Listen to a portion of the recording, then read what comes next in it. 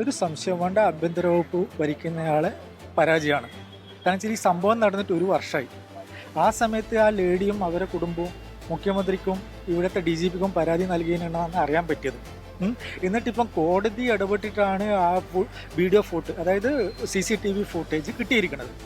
എന്നിട്ടാണ് ഇവിടുന്ന് പറയുന്നത് എന്ന് പറഞ്ഞാൽ അപ്പാടും അറ്റ് ദ സെയിം ടൈമിൽ ഓൺ ദ സ്പോട്ടിൽ ആഭ്യന്തരമന്ത്രി പറഞ്ഞിരിക്കുകയാണ് അയാളെ പുറത്താക്കാൻ. ഒരു വർഷം കാത്തിട്ട് കോടതി ഇടപെട്ടിട്ടാണ് നടക്കുന്നത്. അങ്ങനെ എന്താ പറയണ്ട, അവർ കോടതിയിൽ പോയിട്ട് ആ ഫൂട്ടേജ് കിട്ടിയത് കൊണ്ട് അവർ ചെയ്തു.